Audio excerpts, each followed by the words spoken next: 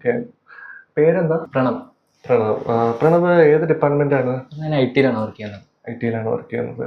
കുറെ നാളായിട്ടുണ്ടാവും? അവിടെ കുറച്ച് നാളായിട്ടാണ് വർക്ക് ചെയ്യുന്നത്. എന്താണ് ബുദ്ധിമുട്ട്? സാർ കൂടുതൽ ടൈം നമ്മൾ സിസ്റ്റം ഹാൻഡിൽ ചെയ്യുന്നതുകൊണ്ട് റിസ്റ്റ് പെയിൻ വരുന്നുണ്ട്, അതേപോലെ തന്നെ ബാക്ക് പെയിൻ വരുന്നുണ്ട്, പിന്നെ എന്താ പറയുക കഴുത്ത് നല്ലതായിട്ട് വേദന വരുന്നുണ്ട്. കുറെ നാളായിട്ട് അനുഭവപ്പെടുന്നുണ്ട്. കുറെ നാളായിട്ട് വേദനയുണ്ട്. ഓക്കെ. ഒരു കാര്യം ചെയ്യൂ, ഇതൊന്ന് ഫില്ല് ചെയ്ത് കേട്ടോ. Okay sir. ബേസിക് ആയിട്ടുള്ള കാര്യങ്ങളാണ്, ഒന്ന് ഫില്ല് ചെയ്തോളൂ.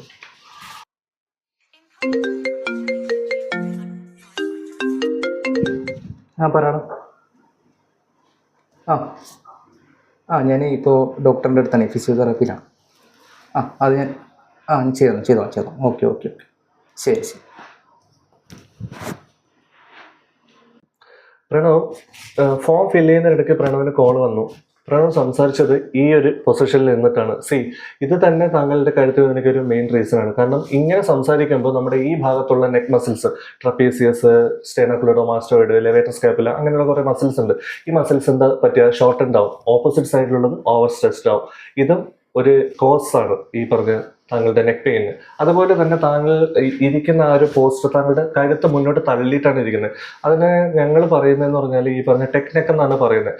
അതായത് ഈ ഒരു പോസ്റ്ററിൽ നിൽക്കുമ്പോൾ നമ്മുടെ സ്പൈനിന് ഒരു കർവേച്ചർ ഉണ്ട്. ആ ഒരു കർവേച്ചർ അവിടെ ഇല്ലാണ്ടാവും. അതായത് കൺസിസ്റ്റന്റ് ആയിട്ട് ഇങ്ങനെ ഇരിക്കുമ്പോഴാണ് സംഭവിക്കുന്നത് ഈ സംഭവം. അല്ലാതെ ഇത് കുറച്ച് നേരത്തേക്ക് സംഭവിക്കുന്നതുകൊണ്ട് വരുന്നതല്ല, കൺസിസ്റ്റന്റ് ആയിട്ട് ഇരിക്കുമ്പോൾ വരുന്നതാണ്. അപ്പോൾ ആ ഒരു പോസ്റ്റർ കറക്റ്റ് ചെയ്യാനായിട്ട് നെക്ക് മൂവ്മെന്റ്, ഇടയ്ക്കിടയ്ക്ക് നെക്ക് മൂവ്മെന്റ് ഒന്ന് ചെയ്ത് കൊടുക്കുക. പിന്നെ കണ്ടിന്യൂസ് ആയിട്ട് സിസ്റ്റം യൂസ് ചെയ്യുന്നതിന് പകരം ഒരു 20 മിനിറ്റ് സിസ്റ്റം യൂസ് ചെയ്ത് കഴിഞ്ഞാൽ 20 സെക്കൻഡത്തേക്ക് നിങ്ങളുടെ ആ ഒരു ഫോക്കസ് മാറ്റുക. ഒരു 20 അടി ദൂരേക്കുള്ള എന്തെങ്കിലും ഒരു ഒബ്ജക്റ്റിലേക്ക്. That is called 20-20-20 rule. അതുപോലെ ഒരു റൂൾ ഉണ്ട്. അപ്പോൾ അത് അങ്ങനെ ചെയ്യുക. പിന്നെ ഗോ ഫോർ എ വാക്ക്. നിങ്ങൾ ഇരിക്കുമ്പോൾ നിങ്ങൾക്ക് lumbar pain, low back pain പറഞ്ഞു. നിങ്ങൾ ഇരിക്കുന്ന കുറേ നേരം ഇരിക്കുമ്പോൾ നമ്മുടെ സ്പൈൻ എന്ന് പറയുന്നത് തന്നെ പല സെഗ്മെന്റ് ആയിട്ടാണ് അതിൻ്റെ ഒരു സ്ട്രക്ചർ വരുന്നത്.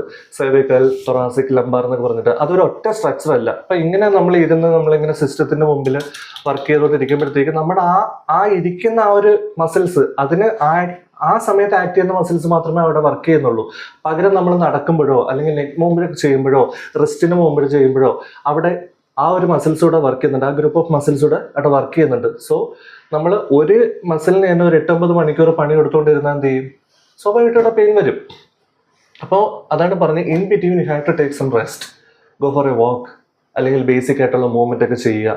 പിന്നെ റിസ്റ്റ് പെയിനിന്റെ കാര്യം താങ്കൾ പറഞ്ഞില്ലേ, റിസ്റ്റും ഇതേപോലെ തന്നെ നമ്മൾ യൂസ് ചെയ്യുന്ന കീബോർഡ്, റിസ്റ്റ് ഓവറായിട്ട് എക്സ്റ്റെൻഡ് ആവാതെ നോക്കുക. കീബോർഡിന് ഒരു കാലുണ്ട്. ഈ കാല് എപ്പോഴും അടച്ചു വെച്ചിട്ട് ഫ്ലാറ്റ് ആയിട്ട് തന്നെ വയ്ക്കുക.